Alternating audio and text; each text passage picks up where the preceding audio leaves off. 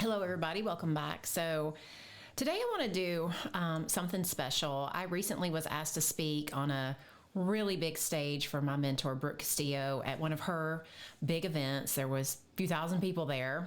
And she asked me to talk about the sentences that I used in order to lose 100 pounds and to build an amazing business. And I want to share that talk with all of you because when I gave it, it was very powerful for me. I'll be real honest, I cried through most of it. I'm probably going to hold myself together a little better today, but I want to share it with you because I think one of the things that we forget when we're losing weight, and especially for those of you who are women who are also building businesses, I want to give a special shout out to all of you because I recently launched a brand new business. It's called the No BS Business Women's Membership. So if you're interested at all, when you listen to this, you can always go to nobsbusinesswomen.com.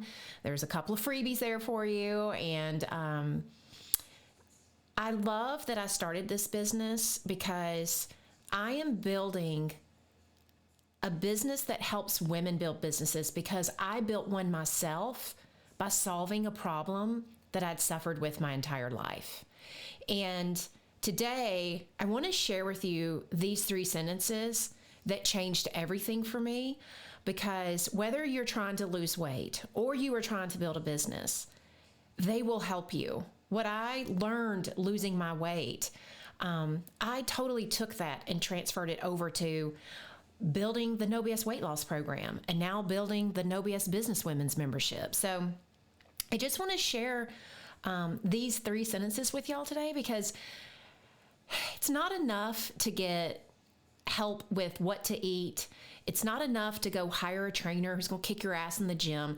We're just, in weight loss in particular, there's such a disservice to all of us. The diet industry is treating us in a way it's like, just do this, little girl, and everything will be fine. And we are not little girls, and we are not people who need to be told what to do. We are people that need to be challenged. We are people that need to get some of the emotional support that we lack in this world. There's just so much more to weight loss than what you eat. To me, weight loss has always been about, I fundamentally had to change the relationship I had with myself. I could not keep living my life being an asshole. So most of you know me today. If you're here listening on the podcast, or maybe you're watching this YouTube video, the Corinne you know today is, if you can look behind me, I am a 4-time winning top earner at the Life Coach School because I spent 15 years building my business, helping other people end their struggle with weight loss. I got named this year in the Inc. 5000. We are number 1,052 in the country of the fastest growing companies. A lot of you know me because you see me as like a powerful, like, you got your shit together woman. Some of you love me because you think like, Corinne's just so authentic. She's going to tell you everything and anything that she's thinking. She's not going to hold back. If you follow me on social media, you see that there is a mix of Corinne with her shit together photos and Corinne fresh off a walk or a workout looking like a hot mess, cussing like a sailor, and telling you whatever it is I'm fucking thinking about in the moment. So you see a lot of me. And what most of you don't know is I struggled with my weight throughout my entire life. By the time I was 12 years old, I weighed 210 pounds, never played a sport in a day of my life. I did play a little bit of volleyball. I have to take that back, but I rode the bench. So very rarely did they put me in the games. And the only thing I really remember about playing volleyball is because I was so big, I couldn't find white shorts that fit. And I was always hideously embarrassed at the games because my white shorts, it looked like my ass was eating them like a sandwich, and I would have chub rub like 4 days. That's really all I remember about my volleyball experience. Throughout high school, I suffered with depression. By the time I was 17, I attempted suicide. By the time I was 18, I had eloped with this douche that I had been messing around with for a few months in high school. I had a full ride to college, and within the first semester, I dropped out of school because said douchebag wouldn't get a job. And so somebody had to support us. And one of the things that I've always been really good at is working. I'm a good worker. I've always been a hard worker and a show up. So most of my life, there's nothing that somebody would look at my life if they were just looking at from the day that I started losing weight on back would say, oh my God, she's the one. She's going to lose all of her weight. She is going to build 2 businesses. She's going to retire her husband. Like, just no one would have ever thought that I would have the life that I have today based on what they could see in my history.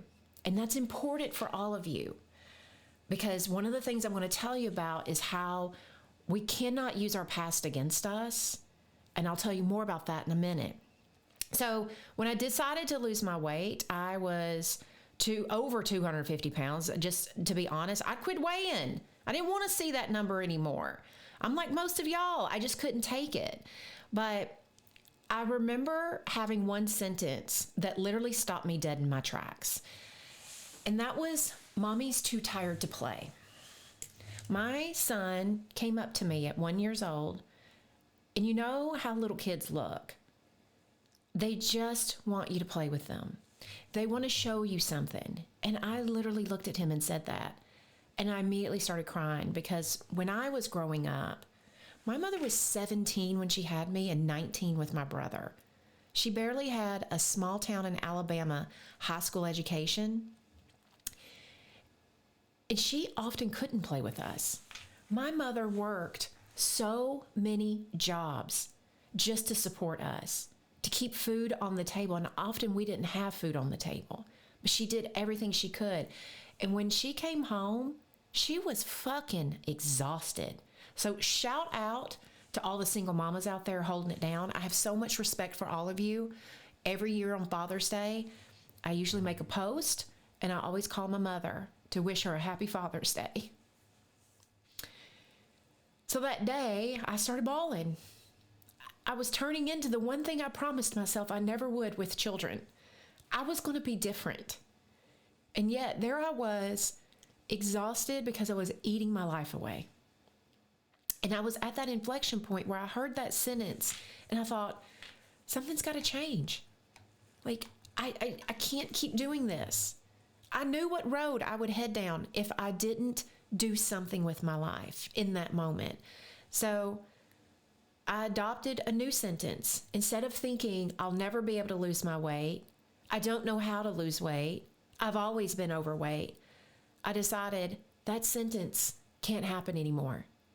And I decided in that moment, I was like, I don't know what I'm going to do, but I'm going to figure this out.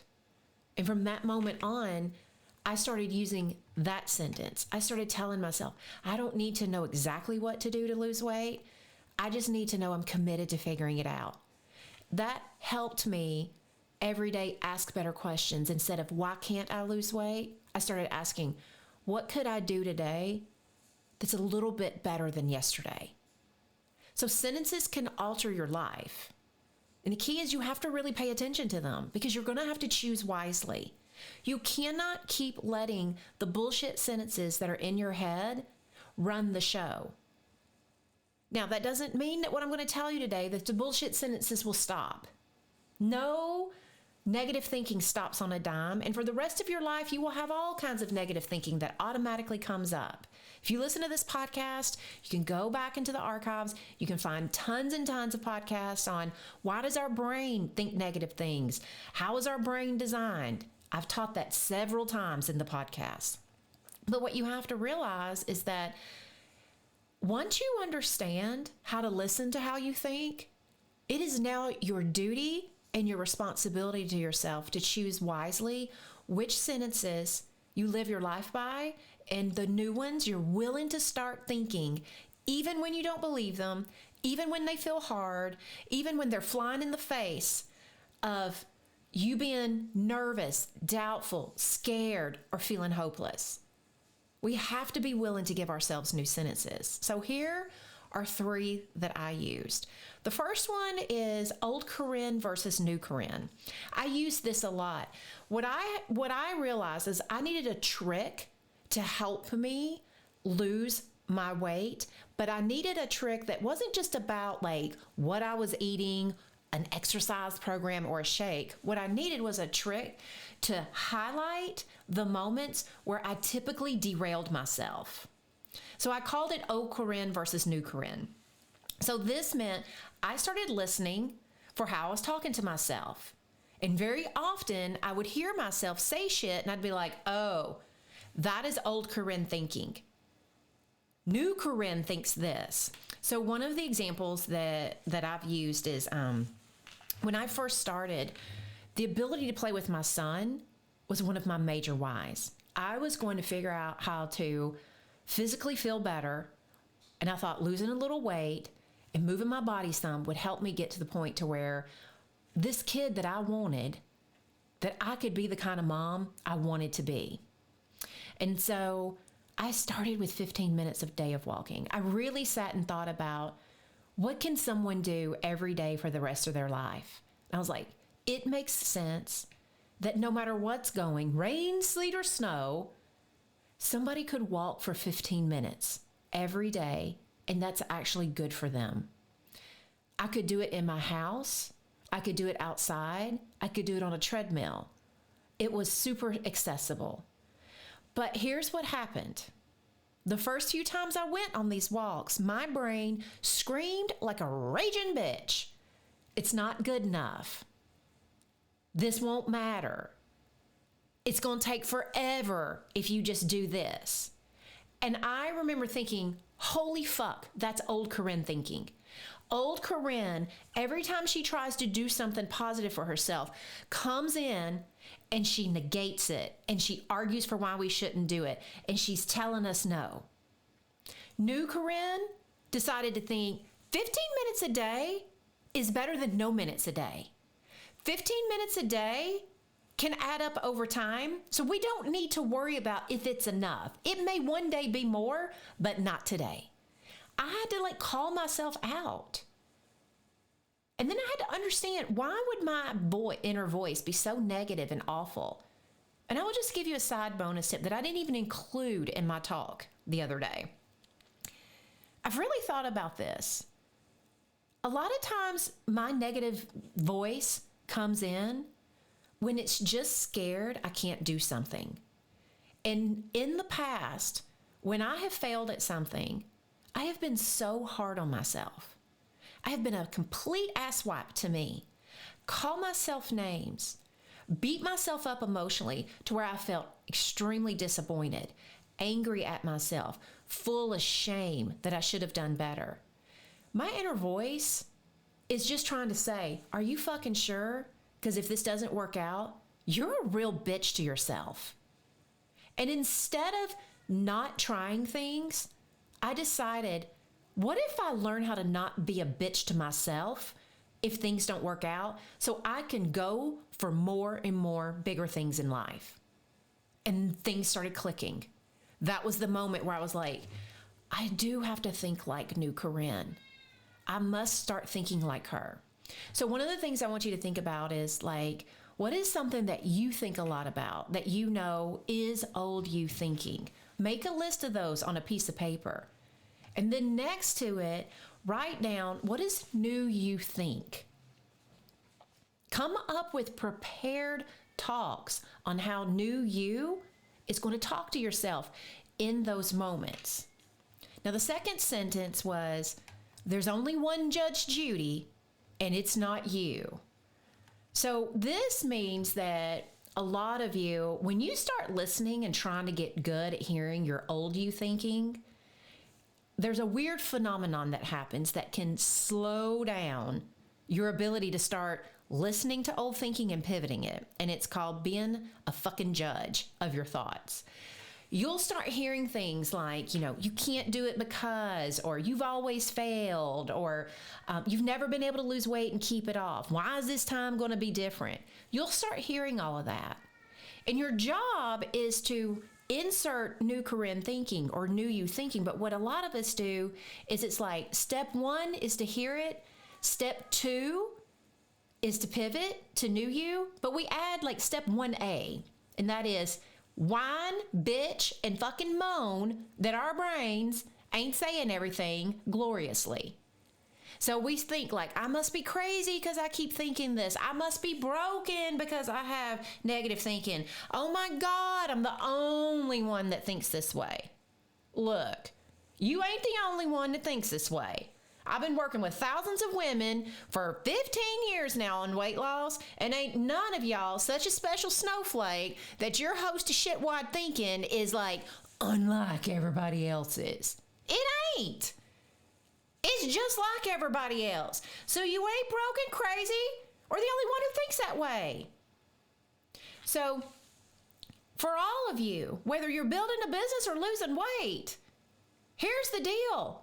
We don't judge our thinking, and we also don't stop because of our shitty ass thinking.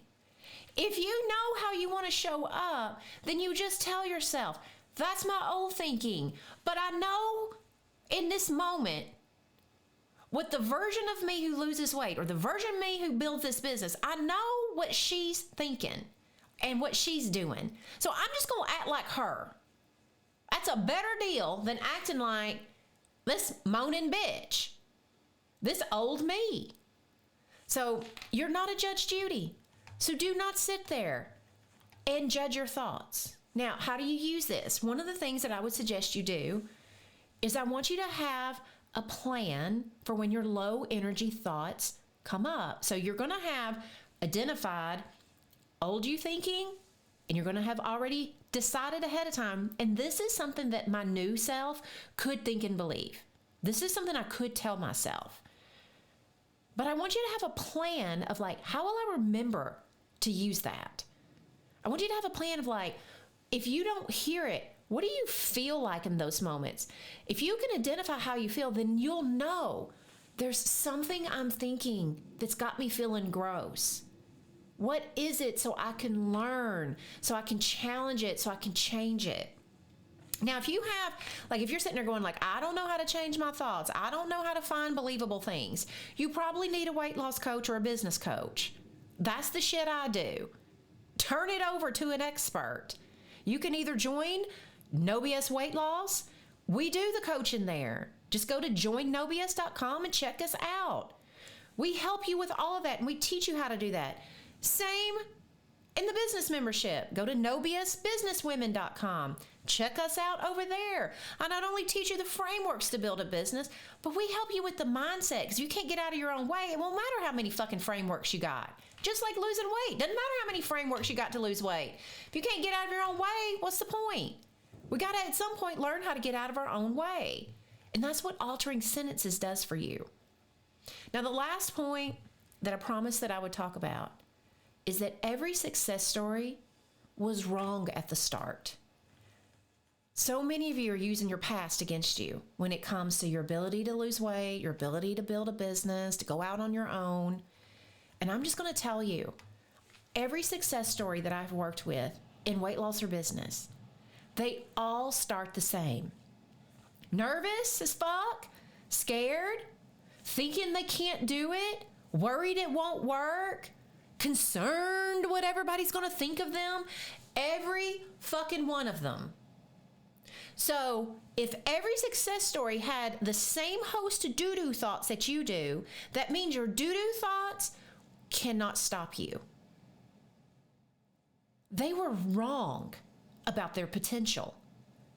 They were wrong about what everybody would think. They were wrong about what they thought of them. That day that I was sitting on the couch at 250, I promise you, I did not think I could lose weight. I didn't think it was going to happen. I wouldn't even set a goal weight. I didn't do any of that. You know what I believed? That today I could do something. Today I could make some kind of change that if I kept doing it, might end up helping me lose weight. That was it. So all success stories, they have a dream. They very often don't even believe in much that it will happen. So you don't have to fully believe in yourself in the beginning. You don't have to feel amazing. You don't need to be motivated. You probably do need to be a little scared. You probably do need to have doubt and stuff. The biggest thing that you need, though, and I want you to hear this, you just need to be willing to be wrong. You have to be willing to be wrong about the bullshit at which you think about yourself. You have to be willing to be wrong that you might be able to actually do it. That your past and all of those failures, just because your brain wants to think about it, it literally has nothing to do with today. The only thing that has to do with today is what you decide to put in your mouth. If you decide to get to work or not. It doesn't matter what happened yesterday, and it doesn't matter what happened, in a past diet. None of that matters unless you decide, oh, this is why. No, today is your fresh decision. And that's it. So remember, success stories all started just like you, nervous and scared. They just didn't use it as a reason to stop. They decided to go out and prove themselves wrong instead of not starting to prove themselves right, that they can't do it. So I want you to write about this. What could I be wrong about in order to achieve my dreams? Do I think other success stories, is there anyone out there that's built a business or lost weight who thought like me? If so, do I want to keep making this a problem?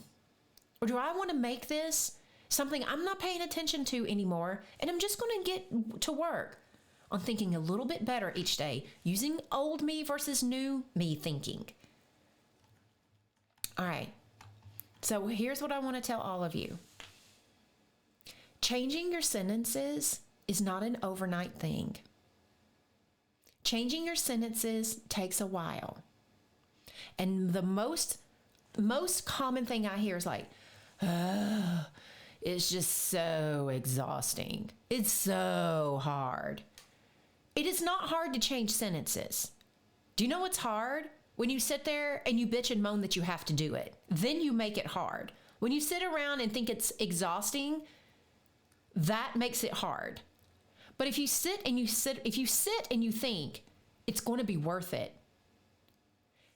If you sit and you think, I'm willing to argue for my future self more than I'm willing to argue for my past from this moment forward, it's not as exhausting.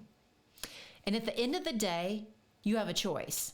You can go to bed exhausted because you're not meeting your dreams, because you're not challenging yourself, because you're shaming yourself, thinking you should be doing better, frustrated that you're stuck. You can go to bed exhausted with all of that. Or you can go to bed exhausted every night because you changed how you think for the better thousands of times every day. You go to bed mentally exhausted, trying to think better, pivoting your thoughts. Yeah, you might be tired, but you'll be tired in a good way, in a productive way, and in a way that takes you to where you want to go. All right. Don't forget, if you're interested in No BS weight loss, go on over to joinnobs.com. And if you're listening to me and you didn't know that I had a business membership, that I am helping women with online businesses start, grow, and scale so that they can change their family trees just like I did, then you can head on over to nobsbusinesswomen.com and check us out over there. We're doing amazing things. No matter which way you need help, though, I'm your girl. I will believe in you until you can believe in you. Y'all have a good week. Talk to you later.